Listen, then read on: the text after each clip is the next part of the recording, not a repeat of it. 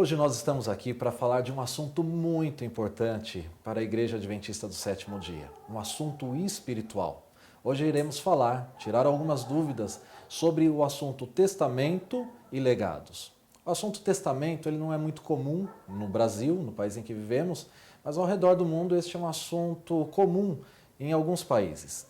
E nós gostaríamos de estar falando sobre esse assunto com o pastor Oliveiros. E ele tem uma vasta experiência no assunto da mordomia cristã. Trabalhou por um período na União Central Brasileira, cuidando do estado de São Paulo, exatamente nestes assuntos da mordomia, da fidelidade. Antes disso, esteve como missionário, ele e toda a sua família, na divisão transeuropeia, no país da Albânia, não foi, pastor? Albânia, correto. A família toda foi para a Albânia? Como foi? Minha esposa e eu e minha filha caçula, meus Sim. meninos que já estavam ali na adolescência, nesse período eles ficaram num internato adventista na Inglaterra e vinham para as férias, passar as férias conosco na Albânia. Pastor Oliveiros, fale um pouco para nós a diferença entre testamento e legados. Testamento é um ato legal que uma pessoa faz, uma pessoa que tem um bem e ela quer dispor desse bem para benefício de uma outra pessoa, de uma instituição, e principalmente que isso seja feito após a sua morte. Legado é o bem que ela está deixando. Legal é a doação que ela está fazendo para alcançar o objetivo que ela quer alcançar.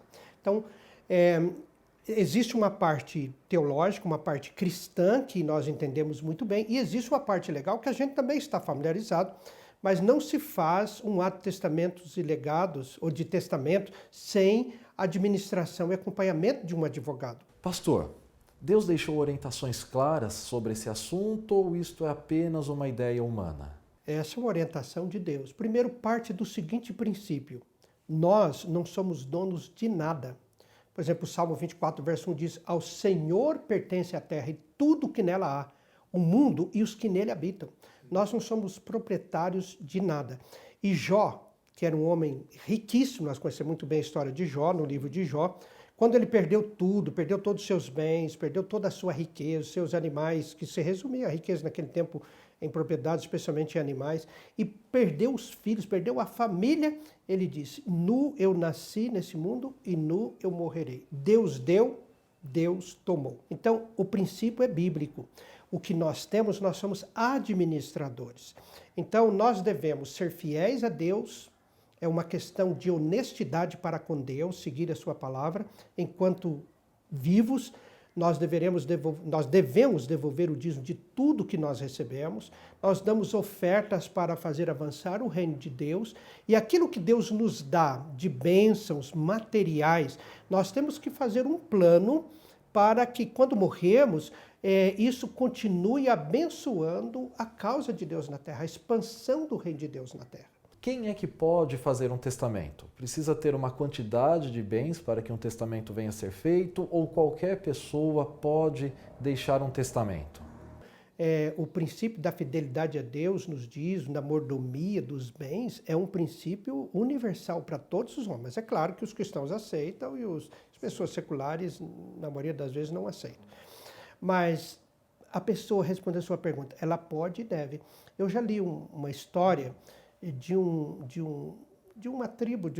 membro de uma tribo na África, que ele se converteu, ouviu falar do testamento dos legados, então ele fez o testamento dele.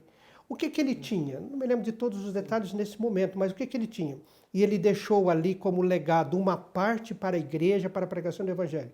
Uma mesa, algumas cadeiras, algumas roupas, logicamente, daquelas roupas melhores africanas, lindas que os africanos usam, coisas muito simples. Então a pessoa não precisa ter, vamos supor, eu tenho 3 filhos, então eu tenho 4 casas, eu vou deixar uma casa para cada filho e uma 4ª casa para a pregação do evangelho, para uma instituição de caridade, de filantropia. Não, então falar, mas se eu só tenho 3 filhos, então não vai dar. Não, se você tiver uma meia casa, se você tiver uma bicicleta, se você tiver alguma coisa, você pode e deve deixar uma parte disso para os filhos. E fazer esse plano com a família, fazer esse plano com os herdeiros, isso é muito importante. Explique um pouquinho para nós, por que fazer um testamento? quando fazer esse testamento e como eu faço um testamento para que ele venha a ser válido? Bom, primeiramente, responder a primeira pergunta, qual o momento? O momento é enquanto você está vivo. Sim. Então o momento é agora. O momento é agora. O momento não é quando eu tenho um diagnóstico de um câncer, de uma doença de cura difícil, não é quando o médico informa a família que a pessoa tem agora tantos meses de vida. O momento é quando a gente está vivo. Então esse é o momento. Segundo, como fazer? Aí já entra uma parte que eu, como pastor, já não consigo fazer sozinho. Então, o que eu preciso?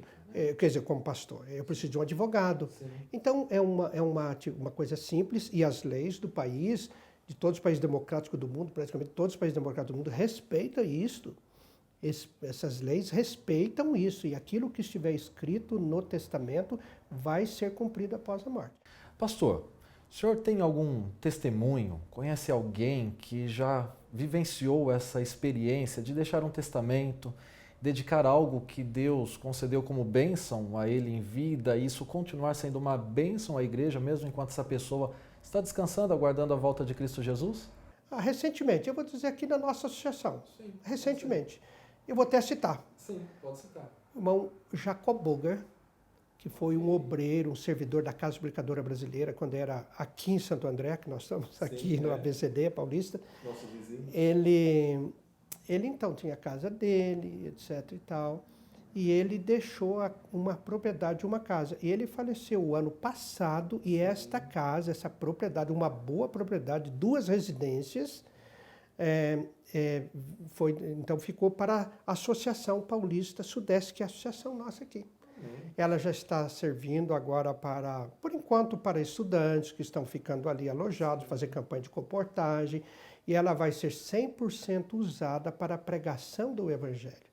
Então, está aí um exemplo que aconteceu recentemente, uma propriedade boa, praticamente ele levou a vida toda para ter essa propriedade e deixou-a completamente 100% ali. Ele certamente fez o plano com a família, ele já era viúvo, quando faleceu, então deixou a propriedade. Então, legalmente, ela passou. E os nossos advogados já fizeram os trâmites de transferência, reconhecido em cartório, reconhecido tudo. A propriedade já está no nome da associação e já é uma propriedade que nós estamos usando para alavancar a pregação do Evangelho. Uma propriedade, vamos supor, não sei lá, vale R$500 mil, por exemplo. Um exemplo só. São 500 mil livros de esperança que nós podemos alcançar 500 mil pessoas com a salvação do nosso Senhor Jesus Cristo. É apenas um exemplo. Pastor Oliveiros, muito obrigado por ter dedicado esse tempo para falar desse assunto tão importante e tão necessário para a causa de Deus. E que Jesus possa abençoá-los ricamente. Deus tem grandes planos para a sua vida. Ele já tem lhe concedido muitas bênçãos que têm sido utilizado para a pregação do Evangelho. E mesmo quando vier o descanso, aguardando a volta de Cristo Jesus, essas bênçãos que Deus tem lhe concedido, pode continuar pregando desta grande verdade da volta de Cristo Jesus. Pense nesse assunto, fale com os familiares, exercite, coloque em prática, pois este é o plano de Deus para todos os mordomos fiéis que aguardam o seu breve retorno. Que Jesus possa abençoá-los ricamente.